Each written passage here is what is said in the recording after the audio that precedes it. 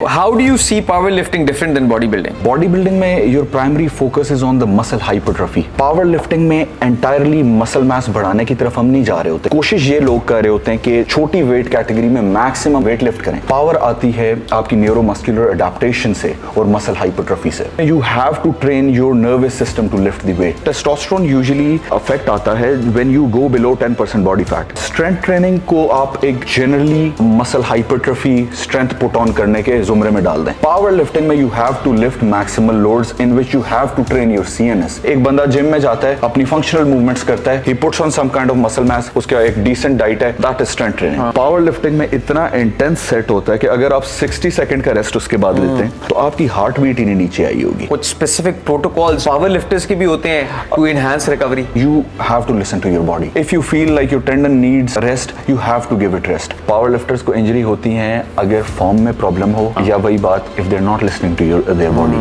You cannot be at 100% every day. अगर कोई अपना सक्सेसफुल जिम चलाना चाहता है, what would you say? जिस फील्ड में भी आप घुस रहे हैं ना, उसकी किसी ना किसी किस्म की आपके पास एक्सपर्टीज होनी चाहिए. बिल्कुल एज एन इन्वेस्टर ना चले जाएं, बिकॉज बाकी लोगों का चल रहा है तो मेरा भी चल जाएगा. Hello everyone, welcome to another episode of Become a Superhuman. हमने पिछले काफ़ी सारे एपिसोड्स में बहुत सारी चीज़ों के ऊपर बात की. इस्लाम, साइकोलॉजी, स्पिरिचुअलिटी, न्यूरोसाइंस और मेरा फेवरेट टॉपिक हमेशा से, because I have been in the fitness industry for the last 13 years, is always fitness. आज हमारे गेस्ट फिटनेस की नीश पावर लिफ्टिंग के एक्सपर्ट हैं अली भाई. He is a power lifter, ex army officer, engineer and also owner of Grid Fit, जो phase 8 वाली branch है, जो कि इन्होंने सक्सेसफुली उसको चलाया है and he is running that branch at the moment. Ali भाई, welcome to the show. Thank you. कैसे हैं आप? ठीक हैं, अल्लाह का शुक्र. आप बताएं. ज़बरदस्त. तो पहले हम आर्मी से स्टार्ट करते हैं. छोड़ी क्यों है? अभी तो आर्मी के बड़े चर्चे हैं ना. एक्चुअली जब मैंने आर्मी ज्वाइन की थी तो मैं आर्मी के साथ कॉन्ट्रैक्ट बेसिस पे था 3 years के. आई was in the core of engineers. Army में मेरा टाइम अच्छा गुजरा था, ठीक है ना. आई हैव सर्व्ड देयर, लेकिन I always wanted to do more in life, ठीक है. उसके बियॉन्ड, क्योंकि आर्मी में एक रिस्ट्रिक्शंस वाली लाइफ में मैं नहीं रहना चाह रहा. दैट वाज नॉट मी, ठीक है ना. और ये मुझे उसके अंदर जाने के बाद महसूस होना स्टार्ट हो गया that I wanted to do something else. I wanted to make a name for myself, जो सिर्फ मेरी कोई अचीवमेंट हो, जो मैं करूँ. So that was the sole reason that I left the army. अच्छा जी. तो वो फिटनेस वाली साइड शुरू से थी कि पोस्ट आर्मी? फिटनेस वाली साइड में when I was 16 years actually, when I was 14, ठीक है, आई वाज एन APS और लड़ाई झगड़े बहुत ज़्यादा हुआ करते थे, ठीक है ना. I always felt that I could not fight. I was weak, whether it was physical weakness और internal weakness, but I had to do something about it. So जब मैं 16 साल का हुआ, I was in first year, तो मैंने कहा कि now I need, because nobody is coming to save you, right. So I have to do something about it. और मैंने स्टार्ट की strength training and by second year I was a very strong guy. अच्छा. उस time के लिहाज से I was very strong. Just to put things under perspective, my bench was like 120 for 6 and उस time पे nobody was doing it. ठीक है. ये कितनी पुरानी बात है? ये मैं आपको बात कर रहा हूँ 2012 की. अच्छा, अब जैक मिशन स्टार्ट हुआ, इतनी पुरानी बात. अच्छा. हाँ जी. अच्छा. तो उसके बाद I completed my degree. I'm graduated from NUST and after that मैंने आर्मी ज्वाइन की and I continued my strength training with it. Gym वगैरह में जाता था. I always made time for it. Very nice यार. तो शुरू से बेसिकली पावर लिफ्टिंग वाली साइड नहीं डोमिनेट किया है कि वो हम तो हमेशा बॉडी बिल्डिंग. सो वो पावर लिफ्टिंग शुरू से. I actually wanted to become a body builder. I would look at that picture of Arnold जिसमें he is standing with his arms open, right. ठीक है ना. और मैं कहता था कि यार I have to be on that stage someday, ठीक है ना. My body all tented, right. तो लेकिन मैं I like kept on going और मुझे उस टाइम अंदाज़ा नहीं था कि जेनेटिक्स कितना ज़्यादा रोल प्ले करते हैं इस सारी चीज़ में, ठीक है ना. और एक नेचुरल पोटेंशियल होता है जिसको आप रीच कर सकते हैं. You can not go beyond that. तो करता गया, ईयर्स पास्ट. और जब ये सब कुछ हो रहा था ना, तो I realise that I started getting very strong. अच्छा. Instead of putting on too much muscle mass, I was Okay. not very big. I was Okay. like 80 something kilograms, but instead of putting a lot of muscle mass on myself, I started getting very strong naturally. तब मुझे समझ आया कि maybe bodybuilding is not for me and there is something else that I should be pursuing. ठीक है ना? And I moved towards powerlifting after that. और ये कब हुआ था? ये हुआ था Approximately 2021 when I left army. अच्छा, ये तो फिर ये पावर लिफ्टिंग वाली साइड रिसेंटली एक्सप्लोर की recently है ना? आई थी, exactly, yes. 4 साल बड़ा टाइम होता है लेकिन मोस्ट रीसेंट है. जी, जी. ठीक है. So how do you see power lifting different than body building? Body building में your primary focus is on the muscle hypertrophy. Okay. You want to maximise it. आपने अपने मसल का साइज बढ़ाना है, उसके लिए उसको स्टिम्युलस देना है पर्टिकुलर रेप रेंज और इंटेंसिटी के अंदर, और साथ उसको एक डाइट देनी है. पावर लिफ्टिंग में एंटायरली मसल मास बढ़ाने की तरफ हम नहीं जा रहे होते, क्योंकि पावर लिफ्टिंग में वेट कैटेगरीज होती हैं. ठीक है, आप कोशिश ये लोग कर रहे होते हैं कि छोटी वेट कैटेगरी में मैक्सिमम वेट लिफ्ट करें. अब इसमें दो चीज़ें, पावर आती है आपकी न्यूरोमस्कुलर अडेप्टेशन से और मसल हाइपरट्रॉफी से. ओके. ठीक है, तो इसमें you have to train your nervous system to lift the weight. Okay. तो इस तरह ये इससे डिफर करता है कि in power lifting you train your CNS along with your muscles, and in body building CNS की ट्रेनिंग तो हो ही रही होती है, बट मैक्सिमल लोड्स उठाने के लिए नहीं हो रही होती है, पैटर्न के लिए, सिंक्रोनाइजेशन के लिए हो रही होती है. ओके. या ओके. ओके. और बॉडी बिल्डिंग में ज़्यादातर हाइपरट्रॉफी है. बॉडी बिल्डिंग में ज़्यादातर हाइपरट्रॉफी है. लेकिन आई मीन बॉडी बिल्डिंग के अंदर अक्सर सुना जाता है कि रेप रेंज बहुत ज़्यादा ज़रूरी है फॉर हाइपरट्रॉफी, राइट? सो अब जाके नई रिसर्च कहती है anything more than 5 reps you do and hypertrophy हो जाएगी. Yes. सो पावर लिफ्टिंग के अंदर कितनी रेपिटेशन है? 2 है, 3 है, 5 है? मैं पर्सनली ये समझता हूँ कि रेप रेंज मसल स्टिम्युलस के लिए it is more like a spectrum. आप ये नहीं कह सकते कि अंडर 5 अगर आप रेप रेंज में वर्कआउट करेंगे you won't build any kind of muscle. Okay. You are going to build lot of muscle. Okay. ठीक है, तो आपको हर रेप रेंज में ट्रेन करना चाहिए. पावर लिफ्टिंग में आप यूजुअली जो मेन आपकी कंपटीशन लिफ्ट्स होती हैं उनको अंडर 5 में ट्रेन कर रहे होते हैं, और जो आपकी एक्सेसरी मूवमेंट्स होती हैं जो असिस्ट करती हैं उस कंपटीशन मूवमेंट को स्ट्रेंथन करने के लिए, जैसे कि मैं आपको एग्जांपल दूं तो हमारे पास एक कंपटीशन स्क्वाट है. A person can be doing high bar squat और लो बार स्क्वाट, राइट? और उसके साथ एक एक्सेसरी मूवमेंट है जो उस कंपटीशन मूवमेंट के आपके स्टिकिंग पॉइंट्स को स्ट्रेंथन करती है, जैसे कि मिड रैप हो सकता है, ऑफ द होल हो सकता है, राइट? लॉकिंग हो सकता है, उसको हम पॉज स्क्वाट्स के साथ, टेम्पो स्क्वाट्स के साथ उससे स्ट्रेंथन करते हैं. तो जो ये टेम्पो स्क्वाट, पॉज स्क्वाट हैं, इनमें हम रेपिटेशंस पे फोकस करते हैं, क्योंकि इसमें हम सीएनएस को behind the scenes है एग्जैक्टली इसमें हम सीएनएस को ट्रेन कर रहे होते हैं उस पूरे पैटर्न को एनालाइज करने के लिए, ताकि वो हैवी लिफ्ट में भी उसी तरह मूव करे. तो व्हिच आर मेन 3 लिफ्ट्स हुई आपकी? Bench squat and dead lift. Bench squat and dead lift. ठीक है, ठीक है, ठीक. तो आपके लिए सबसे इंटरेस्टिंग वाला कौन सा है? When I started doing it, I loved deadlift. I loved deadlift because I always had the leverages for it. मुझे शुरू में leverages का पता नहीं था, लेकिन not realizing, मैं आपको एक और मजे की बात बताता हूँ. 2021 mid my deadlift was 160 and by the end of 2021 my deadlift was 240. अच्छा. In 6 months. ठीक है. 80 kilograms on deadlift. That's a lot of weight. Huge jump is well. Exactly. ठीक है, क्योंकि I always, इसमें फिर एक और छोटी सी बात आ गई है, वही न्यूरोमस्कुलर अडेप्टेशन की.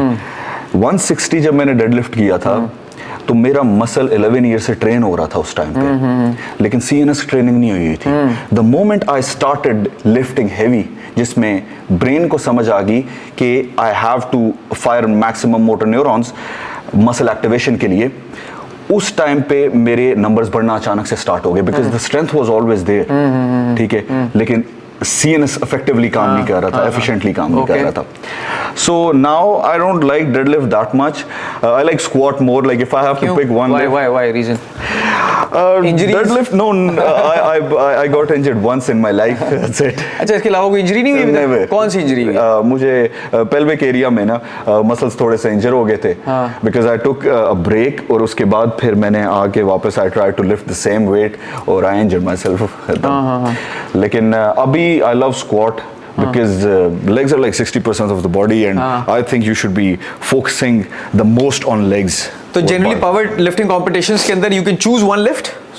ज़्यादातर इस तरह होता है कि you have to do all 3 lifts. You have to do all 3 lifts and you are going to get 3 attempts on each lift. तो फिर overall how do you win the competition if you have done well in all 3 lifts? उसका combination होता है? Yes. Calculation.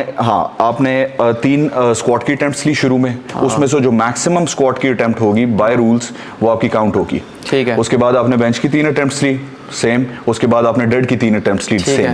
तीनों की एक जो maximum थी वो काउंट होगी और वो उसके बाद ऐड हो जाएगी। ठीक है, ऐड हो जाएगी तो एक आपका टोटल किलोग्राम्स में नंबर आ जाएगा। Oh, so all 3 lifts matter in the end, right? Yes, so you have to all 3. You have to be good at all 3 lifts. Exactly. So अगर कोई बोलता है ना that I am a power lifter, I'm a very strong deadlift. You're not a power lifter, you're a strong deadlifter. ठीक है? यही तो main चीज है। हाँ, उसके बाद वो सारा क्यूमुलेटिव वेट होगा against your own body weight. हाँ, उस पे डॉट स्कोर कैलकुलेट होगा या जीएल पॉइंट्स होते हैं वो कैलकुलेट होते हैं। ठीक है, there is a formula for it. उससे ओवरऑल कंपटीशन जीता जाता है whoever has the most dot scores। सबसे डॉट स्कोर ज्यादा उसका होगा जिसका body weight relative to his lifts कम होगा। ठीक है। और हर कैटेगरी में अलग से विनिंग होती है, वो मैक्सिमम लोड जिसने उठाया होता है। ठीक है, उस कैटेगरी अपनी कैटेगरी। और फिर लोग ये भी कर रहे होते हैं प्री कंपटीशन वेट ड्रॉप कर रहे हैं अपनी कैटेगरी के लिए फिट होने के लिए। yes. तो फिर isn't that dangerous as well? Power lifting के अंदर स्पेसिफिकली, इवन फाइट्स के अंदर भी मुझे लगता है बहुत डेंजरस है। तो हमने अक्सर फाइटर्स को देखा है ना कि वो फेंट कर जाते हैं एंड टाइम पे। उन्होंने जो ड्रॉप इन वेट किया वो हेल्दी तरीके से नहीं किया, सही तरीके से नहीं किया। They couldn't fight properly, they did not have the energy to do it. Power lifting में it is the same thing, लेकिन हम पावर लिफ्टिंग में करते ही हैं, हम 3 से 4 हफ्ते पहले वेट ड्रॉप करना स्टार्ट कर देते हैं ग्रेजुअली।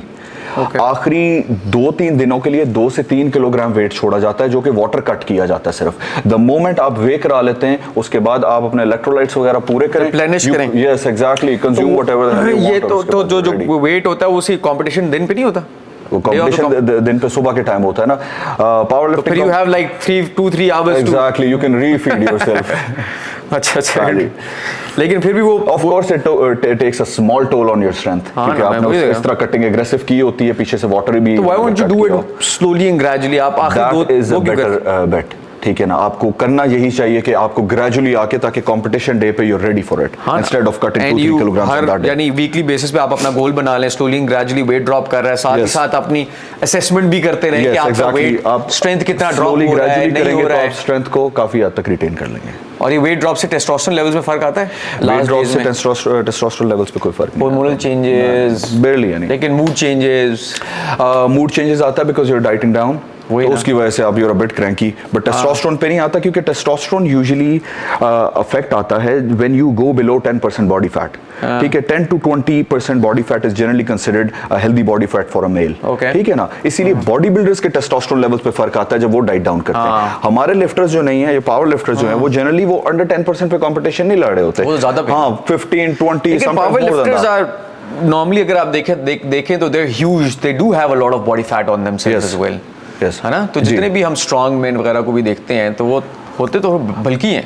बॉडी फैट 18%, 20%, 22% पे इंजरी से आपकी बॉडी को बचा रहा होता है। और टेस्टोस्टेरोन भी मैक्सिमाइज करता होगा। टेस्टोस्टेरोन मैक्सिमाइज करता है अगर बॉडी फैट परसेंट एक रेंज में हो। इफ इट गोज अबव 20% तो फिर डिक्लाइन करना स्टार्ट कर देता है, आप ओबेसिटी की तरफ स्टार्ट कर देते हैं। Of course. Where do you see power lifting के बारे में एज इन ज़्यादातर सुनने को इतना मिलता नहीं है, लेकिन फिटनेस के साथ एसोसिएशन और generally power lifting industry boom कर रही है, ग्रो कर रही है। कॉम्पिटिशंस हो रहे हैं, क्या हो रहा है? कॉम्पिटिशंस हो रहे हैं, प्राइवेटली ज़्यादा हो रहे हैं। ठीक है ना, अलग-अलग फेडरेशंस अपने कंपटीशन करा रही है। नेशनल्स वगैरह, वही बात है कि government is not serious as always. ठीक है, लेकिन ये तो एक वो भी है ना, ओलंपिक का स्पोर्ट है ना। ओलंपिक का स्पोर्ट मैं आपको वही बताने लगा हूँ कि एक पर्टिकुलर टाइम होना चाहिए हर साल नेशनल्स कराने का, जिससे आप एथलीट्स को चुने और इंटरनेशनली लेके जाएं। ठीक है, और उसको भी स्पॉन्सर करना चाहिए आपको। स्पॉन्सरशिप का इधर बिल्कुल कॉन्सेप्ट ही कोई नहीं है। ठीक है, सो अगर कोई मिडिल क्लास से बंदा आता है या lower than that but he has the potential, तो he has to find private sponsors. ठीक है, गवर्नमेंट उसको कुछ भी नहीं देती है। ठीक है, वो ज्यादा से ज्यादा सिर्फ वहां पे ले जाती है, then you are representing the country. But मुझे ये थोड़ा सा अनजस्ट लगता है in a way, because you are going yourself, why you should represent your own self, not somebody else, right? Of course. हाँ, तो फिर जब कॉम्पिटिशंस आते भी हैं नेशनल्स, तो वो पोस्टपोन होते रहते हैं। पावर लिफ्टिंग का प्रॉब्लम ये है कि पावर लिफ्टिंग में आपको 2 से 3 महीने पहले ट्रेनिंग स्टार्ट करनी पड़ती है, क्योंकि उसका प्रोग्राम इस तरह बना होता है। आप CNS को ट्रेन कर रहे होते हो, साथ आप वॉल्यूम वर्क कर रहे होते हो, एंड में आप इंटेंसिटी पे काम कर रहे होते हो। ठीक है, लो रेप रेंजेस पे जाते हैं। अब 2 हफ्ते पहले अगर आपका कंपटीशन जो है वो पोस्टपोन हो गया, आपने अपनी बॉडी को रेडी किया हुआ था पीआर के लिए अपने या मैक्सिमल लोड के लिए, वो वहां से दोबारा से जीरो से आप दोबारा स्टार्ट कर लेंगे। उसके बाद फिर आपको डी लोड लेंगे, दोबारा से प्रोग्रामिंग करना स्टार्ट करेंगे। बार बार कॉम्पिटिशन्स का पोस्टपोन होना इटसेल्फ इज अ प्रॉब्लम, ठीक है ना। ये तो उस लिहाज से जो हमारे प्राइवेट फेडरेशंस हैं उनके कॉम्पिटिशन्स ऑन टाइम हो रहे हैं। प्राइवेट हैं, अच्छे हैं, प्राइवेट हैं, अच्छे हैं, और गवर्नमेंट वाले बहुत अच्छे हैं। अच्छा, हाँ हाँ, मतलब बहुत अच्छी किस्म के ऑर्गेनाइज किस्म के कॉम्पिटिशन है सारे। So what is the difference between power lifting and strength training? वही बास भाई, जिस तरह मैंने आपको पहले बताया था कि स्ट्रेंथ ट्रेनिंग को आप एक generally muscle hypertrophy strength put on करने के जुमरे में डाल दें। पावर लिफ्टिंग में you have to lift maximal loads in which you have to train your CNS. If you do not train your CNS, 2-4 दफा you are going to lift your heavy weights, you are going to fatigue your CNS, और उसके बाद आपसे उठा नहीं जाएगा, आपसे उठाया नहीं जाएगा वो weight. So there is a systematic way of going in power lifting. Strength training general fitness आप डालें उसको, ठीक है। एक बंदा जिम में जाता है, ठीक है, अपनी फंक्शनल मूवमेंट्स करता है, he puts on some kind of muscle mass, he puts on some kind of strength, उसका एक डिसेंट डाइट है, दैट इज स्ट्रेंथ ट्रेनिंग, ठीक है। अभी इधर से अगर आप बॉडी बिल्डिंग को निकालने की कोशिश करें, बॉडी बिल्डिंग में हाइपरट्रॉफी को मैक्सिमाइज करना होता है, आइसोलेशन में मसल्स को ट्रेन करना होता है। और अगर पावर लिफ्टिंग को इधर से लैदा करें, तो अब ये जनरल फिटनेस है, बॉडी बिल्डिंग एक ब्रांच होगी इसकी, और पावर लिफ्टिंग दूसरी ब्रांच होगी। पावर लिफ्टिंग में 3 लिफ्ट्स पे हम सबसे ज्यादा फोकस कर रहे होते हैं, ठीक है, और we have to train those lifts multiple times a week, ठीक है। कंपटीशन लिफ्ट्स अलग है एंड एक्सेसरी लिफ्ट्स अलग है उसके तो उसको ब्रेक डाउन भी करें कि रेप रेंज आप लोगों की क्या होती है और एग्जैक्ट रेस्ट टाइम्स क्या होते हैं टू मैक्सिमाइज माय पावर। अच्छा, what would I do during workout? आप पूछ रहे हैं? During workout. अच्छा, एक हफ्ते में कंपटीशन डेडलिफ्ट का डे होगा, एक कंपटीशन स्क्वाट का डे होगा, और एक कंपटीशन बेंच का डे होगा। अब हम सबसे पहले एनालाइज करेंगे कि हमारी सबसे वीकेस्ट लिफ्ट कौन सी है, उसके साथ हम एक्सेसरी डालेंगे, और कौन से स्टिकिंग पॉइंट पे वीक है उस लिहाज से एक्सेसरी डालेंगे, ठीक है। जैसे मैं आपको छोटी सी एग्जांपल दूं, डेडलिफ्ट अगर आपका ऑफ द फ्लोर वीक है तो आप डेफिसिट डेडलिफ्ट उसके साथ एक्सेसरी डाल देते हैं, ठीक है। अगर डेडलिफ्ट में मिड रैप वीक है तो आप ब्लॉक पुल्स डाल सकते हैं, रैक पुल्स डाल सकते हैं। लॉकिंग वीक है तो आप रैक पुल्स डाल सकते हैं, ठीक है। पॉज डेडलिफ्ट डाल सकते हैं अगर आपकी मिड रैप वीक है तो। ये 3 आपने कर ली। इसके साथ अब ये हम करेंगे अंडर 5 में ट्रेनिंग प्राइमरली। इसमें we are not gonna go under 5 में, अंडर 5 में रहेंगे, ठीक है। कितने होते हैं? रेस्ट पीरियड आपके हिसाब से होता है। पावर लिफ्टिंग में कोई डेफिनेट रेस्ट पीरियड नहीं होता। आप अगर तो रेडी हो गए, क्योंकि आपने हर वेट को एक इंटेंसिटी पे उठाना है और उस इंटेंसिटी को मैच करना है आपने। उसके लिए sometimes you have to take 3 minutes of rest, sometimes 5 minutes, because you would not be feeling your 100% every day. Is there any every day. specific time that research has suggested for powerlifters? 3 to 5 minutes. 3 to 5 minutes. Yes, 3 to 5 minutes. ठीक है. 3 to 5 minutes, but then again it varies. So if I rest less than 60 seconds या 90 seconds, तो वो मेरी training को hinder करेगी, उस progress को हिंडर करेगी। एग्जैक्टली। पावर लिफ्टिंग में इतना इंटेंस सेट होता है कि अगर आप 60 सेकंड का रेस्ट उसके बाद लेते हैं तो आपकी हार्ट बीट ही नहीं नीचे आई होगी, ठीक है।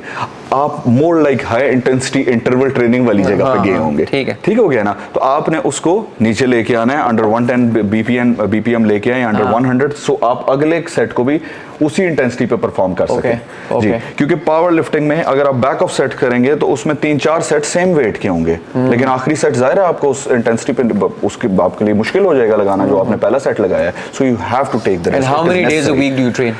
आई train 5 days. So you recommend 5 days for powerlifters as well? अगर तो आपकी रूटीन बहुत हेक्टिक है and you're always tired, then I recommend 4 days, even 3 days work. सिर्फ आप जो अपनी मेजर लिफ्ट्स हैं उनको एक दफ़ा करें, दरमियान में रेस्ट डेज डालें, ठीक है जी। तो अगर आपकी इतनी रूटीन हेक्टिक नहीं है तो you can train 5 days. I would never recommend 6 days. That's a lot. And what about rest periods? I mean, rest periods, rest days, and recovery as well. What do you do for recovery? अगर इतनी आपकी hardcore training है power lifting की, तो what's the protocol for maximizing recovery? मैं personally ये करता हूँ कि मैंने मंडे को अगर डेडलिफ्ट की है ना, सबसे पहले तो आप इसको इस तरह प्लान आउट करें कि आप देखेंगे लोअर बॉडी की मूवमेंट्स कौन सी हैं, अपर बॉडी की मूवमेंट्स कौन सी हैं। आपने देखना ये है कि मैंने लोअर बॉडी की है मंडे को, right. So I need to put 2 days rest in between before I squat, okay, ठीक है, ताकि बॉडी को इनफ रिकवरी टाइम मिल जाए। Sometimes you need more than that. अब मेरा फ्राइडे ऑफ है, मैंने थर्सडे को स्क्वाट करना है and I am not ready to do squat, I will put my rest day on Thursday और उसके बाद मैं फ्राइडे को स्क्वाट कर लूंगा। ठीक है। तो पावर लिफ्टिंग में कोई डेफिनेट डे नहीं होता, Monday needs to be chest day, Tuesday needs to be back day. Today I do squats, tomorrow I can do squats again. You can do squats And again day if you're after I ready. can do squats again as well. You can. But And that's how it's done as well normally. it is not recommended though. I personally recommend that you should do squats twice a week, deadlift once a week. If it's not too weak, then you have to do it twice a week. And bench you can do 2 to 3 times a week because the smaller muscle groups recover faster. अच्छा ठीक है समझ आ गई मुझे। तो अब वो रिकवरी प्रोटोकॉल्स की तरफ मैं पूछना चाह रहा था। बॉडी बिल्डिंग के लिए स्पेसिफिक न्यूट्रिशन है जो रिकमेंड की जाती है जी। कि इतने ग्राम्स ऑफ प्रोटीन आपने लेना है, रेस्ट पीरियड्स आपके होने चाहिए, स्लीप आपकी अच्छी होनी चाहिए। Recovery is very important for of course maximising power as well. तो कुछ स्पेसिफिक प्रोटोकॉल्स पावर लिफ्टर्स के भी होते हैं टू इनहांस रिकवरी? अच्छा, इसमें डाइट का जहाँ तक ताल्लुक है ना, तो हम मेंटेनेंस पे भी स्ट्रेंथ पुट ऑन कर सकते हैं। ठीक है। प्रोटीन तो of course you have to take it, वो आपको 2 gram per pound of body weight या it's the same for body builders and for power lifters. Exactly, because muscle hypertrophy साथ साथ हो रही है, you have to recover your muscles. Okay, ठीक हो गया। पीछे आपके टेंडन्स वगैरह आ जाते हैं, लिगमेंट्स वगैरह आ जाते हैं, ओवर स्ट्रेस। इसमें सीन इस तरह है कि you have to listen to your body. ठीक है ना। If you feel like your tendon needs rest, you have to give it rest. इसके अलावा मोबिलिटी वर्क होता है। When you go into the gym, आप एक वार्म अप करें, ठीक है, ट्रेडमिल पे just walk for some time. उसके बाद you should do some kind of mobility work, dynamic stretches वगैरह करें, right. Once your ligaments and tendons are warmed up, उसके बाद आप वार्म अप सेट्स करें। अब वार्म अप सेट में हम फुल रेंज ऑफ मोशन हमेशा वो करते हैं रिकमेंड। उसकी वजह यह है कि आपके टेंडन्स पे भी स्लाइट लोड आए, ठीक है ना, वो भी वार्म अप हो। जैसे कि डीप स्क्वाट, अब पावर लिफ्टिंग में deep squat is not needed, ठीक है। आपका बेसिकली जो आपकी हिप क्रीज है, it needs to go below your top of the knee, तो आपका स्क्वाट काउंट हो जाता है। बट वार्म अप्स को आप फुल रेंज ऑफ मोशन पे करें ताकि वार्म अप कर लें। Once you ready for it, heavy sets को आप उस तरह कर लें। Once you done with that, उसके बाद स्टैटिक स्ट्रेचेस करें, मोर मोबिलिटी वर्क, ताकि लूजन अप हो जाए body and you will be fine. ठीक है जी। और कार्बोहाइड्रेट्स एंड फैट का कुछ प्रोटोकॉल है कि कार्ब ज्यादा रखने हैं, फैट ज्यादा रखने हैं? फैट्स मॉडरेट क्वांटिटी में दे आर फाइन। वो आपके हार्मोनल रेगुलेशन के लिए जो रिक्वायर्ड होते हैं, टेस्टोस्टेरोन भी आपका बूस्ट करते हैं fat to some extent. Carbohydrates जो नहीं है वो आपके ज़्यादा आपको रखने होते हैं परफॉर्मेंस के लिए, ठीक है ना। और इसमें carbohydrate before workout are very important. आप बेशक अगर इफ यूर कटिंग, आपने एक particular what do you call it weight class में आना है, तो आप ये कर सकते हैं कि आप कटिंग करें, अपने कार्बोहाइड्रेट अपने स्ट्रेंथ जो पावर लिफ्टिंग सेशन है उससे पहले सारा कर लें। रात के खाने में you can just take protein and small amount of carbohydrate to replenish it. Yes. What does your diet look like? You would not believe it actually. I consume around 26 to 2700 calories. That's it. हैं? Yeah, that's it. क्यों? Because तो sustain कैसे करता है इतना बड़ा physique? मैं आपको मजे मुझे की लगता बात है आपको जो कैलकुलेटर है वो गलत शायद आपको धोखा दे रहा है। नहीं I'll tell you, आप you can be the judge of that. My metabolic rate is not very fast. ठीक है ना। हाँ, So were you skinny when you were मेरे genetics में ectomorph type body है actually. अच्छा। Yes, my dad is really tall. ठीक है, my brothers are tall and skinny. ठीक है, तो मेरा slightly meso ecto type है, लेकिन I don't need that much food. मुझे कट करने के लिए भी बहुत नीचे जाना पड़ता है, like 2700 3000 पे I maintain my 103 kilograms. यार ये कंफ्यूज्ड हूं मैं थोड़ा सा वैसे। अब आई नो, मुझे भी यही लग रहा था, ठीक है ना। मैजिकल सी कैलकुलेशन किया आपने। नहीं आई नो, मैं यही कहता हूँ कि समटाइम्स स्किनी लड़कों का जो है वो अपना मेटाबॉलिक रेट वो जनरली आपकी जो डाइट है वो सही है, सुपर क्लीन ही yes like जो मर्जी खा लो, फर्क नहीं पड़ता। नहीं एक ही मैं डाइट प्लान फॉलो करता हूँ, ठीक है। My breakfast has approximately 1000 calories, dinner has What does your breakfast look like? What does a power lifter's breakfast look like? 8 eggs, 4 slices of bread, Okay. with 1 tablespoon of jam and 1 tablespoon of butter. और वो eggs किस तरह हैं, यानी 8 eggs omelette but in 1 tablespoon of ghee. अच्छा बस 1 tablespoon Yes, में ही? that's it. And strawberry smoothie because strawberries have the least calorie. Okay. Right? And some yogurt. Some yogurt means like 4 to 5 tablespoon and then water. That's it. और फिर दिन का मील 3 meals हैं? No कितने meal. meals? दिन में मैं वही आपको बताने लगा हूँ. Before working out, 2 scoops of whey protein and water. That's it. So I work out basically fasted. कितने In a बजे way. वर्कआउट होता है? रात को 9:30 बजे तक। उससे पहले 2 स्कूप प्रोटीन पाउडर के ले लिया आपने That's it, yes. और फिर वर्कआउट किया? पहले किया। कार्ब्स लिए ही नहीं है? पहले कार्ब्स नहीं लिए। अच्छा, बट तो उससे फर्क नहीं पड़ता एज इन डिक्लाइन? मुझे हमेशा से आदत है इस तरह से, क्योंकि मैं आपको बताऊं, your body has basically tuned itself to work in this way. Exactly. मैंने पीआर लगाए हुए हैं डेडलिफ्ट्स के फास्टेड स्टेट में, जब मुझे भूख लगी हुई थी। ये बड़ी कोई इंटरेस्टिंग सी बात है। और उसके बाद once I come back home, then small portion of rice with like 400 grams of chicken or meat. Done. 200 So grams. would you recommend the same diet to other powerlifters as well? No, of course not.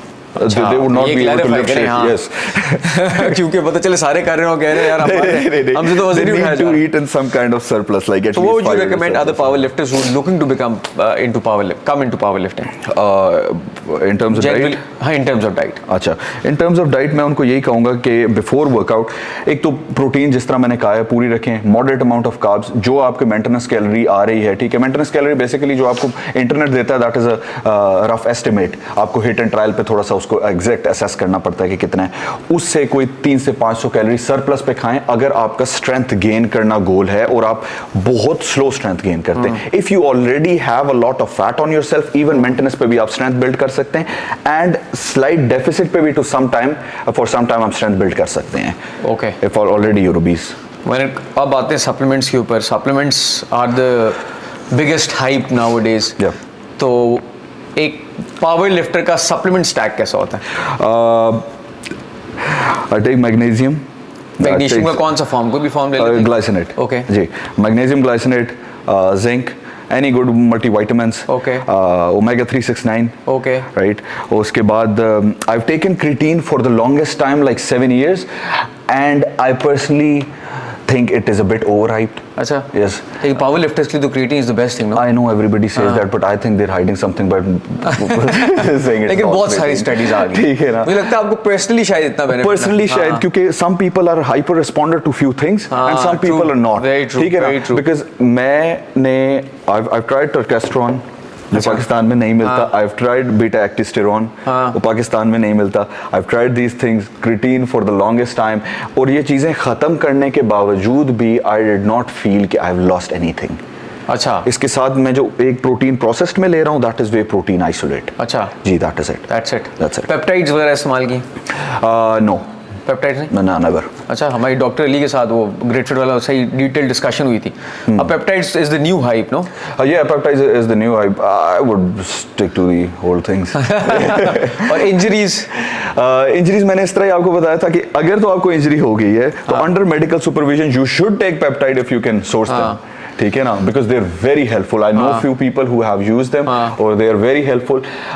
लेकिन just because somebody else is using them you don't have to necessarily use them. Power lifters को injuries होती हैं ज्यादा के?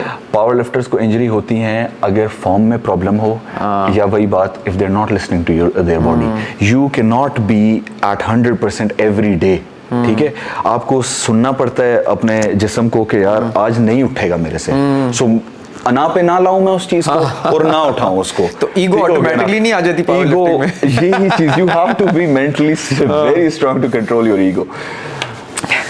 Let's move towards building a successful gym वाला business. Power lifting को हम cut करते हैं जी। तो व्हेन यू ये जो आपने ग्रेट फिट लिया अभी, Yes. तो उसमें प्रॉब्लम्स क्या आए? अगर कोई अपना सक्सेसफुल जिम चलाना चाहता है या शुरू करना चाहता है, जी, व्हाट वुड यू से टू देम? मैं यही कहूँगा कि सबसे पहले जिस फील्ड में भी आप घुस रहे हैं ना, उसकी किसी ना किसी किस्म की आपके पास एक्सपर्टीज होनी चाहिए। बिल्कुल एज एन इन्वेस्टर ना चले जाएं कि मैं जा रहा हूँ पैसे लगा रहा हूँ बिकॉज बाकी लोगों का चल रहा है तो मेरा भी चल जाएगा। ठीक है ना? You have to have some kind of technical knowledge किसी भी फील्ड के रिगार्डिंग। ठीक हो गया ना?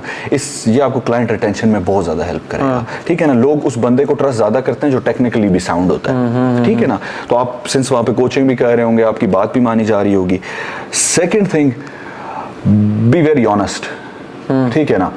लोगों को बताएं what is practically achievable and what is not.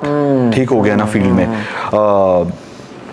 और handle clients very kindly because I've seen a lot of people since they वो own करते हैं facility को, they think they're like commanding officer over it, right? And that's the entire battalion. ठीक है, तो उसी तरह client को treat करना. Clients always come first. ठीक हो गया ना? Even if you want to convey your point, talk to them politely, kindly convey your point. ठीक है, और that's it. I think that is. What do you do for marketing? Any tips for marketing for people? Marketing के लिए we have a team actually. वो काम करती है. बाकी मैं सोशल मीडिया पे खुद शुरू से बहुत ज़्यादा एक्टिव था, ठीक है, और अभी मेरी लिफ्ट्स भी अल्हम्दुलिल्लाह इतनी बढ़ गई हुई हैं कि मेरी अपनी भी ना, मैं सिंस बहरिया में रह रहा हूँ 2016 से, और मेरे ऑलरेडी मैं बहुत सारे जिम्स में जाता रहता था, ठीक है, मेरी दोस्तियाँ थी सारे जिम में.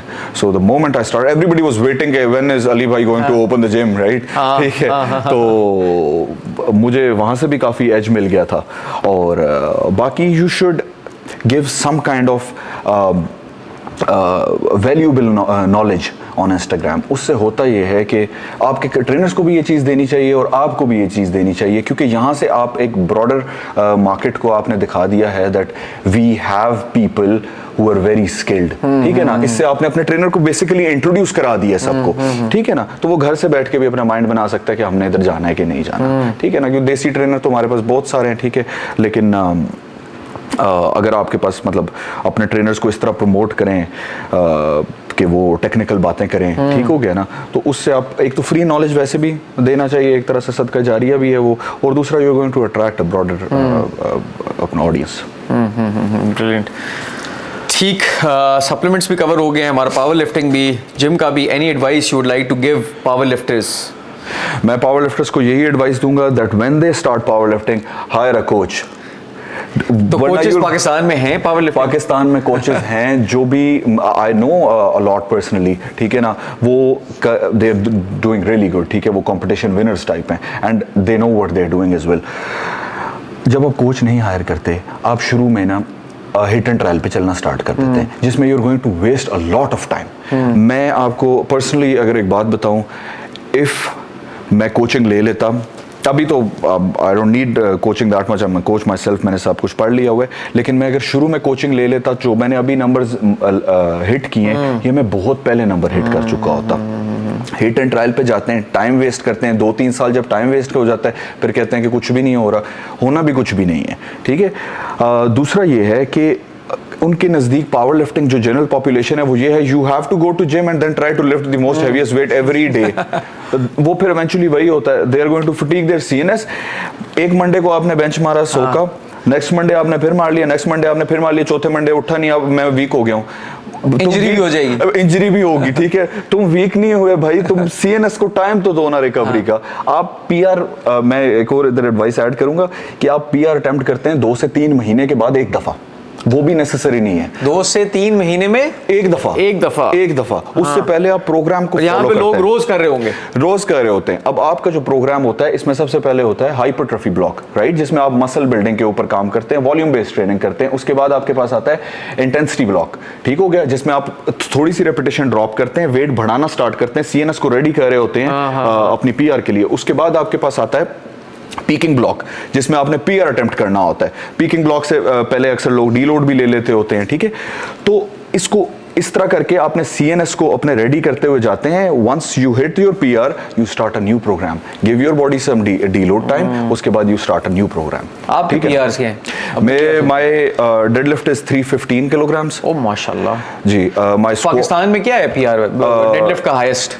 327.5 नेशनल रिकॉर्ड है. 327.5 व्हिच आई विल बी. लेकिन ये तो ये जो इवन तो आप लोगों को थोड़ा सा लग रहा होगा, लेकिन आई एम श्योर कि this is the most difficult part, right? Yes, exactly. आहिस्ता आहिस्ता इतनी प्रोग्रेस स्लो हो जाती है ना, so I will probably be attempting that in my next competition, this lift. Yes, इंशाल्लाह ताला. Best of luck with that यार. Thank you so much. Crazy होगा ना? यस, इंशाल्लाह. And my squat is 260. अच्छा, and my squat 260. Yes, bench is 190 competition standards with the pause on chest. माशाल्लाह. Very nice यार, very nice. Best of luck by the way. Thank you so much. ये 327 आप क्या attempt क्या करेंगे? Probably 330. अच्छा. Yes. और ये कब है? ये इंशाल्लाह नवंबर में. अच्छा, बेस्ट ऑफ लक यार. Thank you. Best of luck for that. Thank you so much. Thank you for power having lifting me. के बारे में हमने पावर लिफ्टिंग को ज़्यादा कवर किया है। पावर लिफ्टिंग की इंडस्ट्री पाकिस्तान में बूम करेगी जब अली भाई जैसे लोग आएंगे, इसको प्रमोट करेंगे। पूरी दुनिया में आप देखेंगे power lifting is a big thing. Her training method की अपनी कैटेगरी है, बॉडी बिल्डिंग की अपनी है, पावर लिफ्टिंग की अपनी है, और हर कैटेगरी को प्रमोट करना ज़रूरी है for overall fitness promotion I feel like. So people like him who will increase knowledge on power lifting, tell power lifters जो यंग बॉयज़ हैं जो आना चाहते हैं इस इंडस्ट्री में, hire a coach, educate yourself, and then move forward with this powerlifting training. Thank you so much for listening to us. Take care and bye.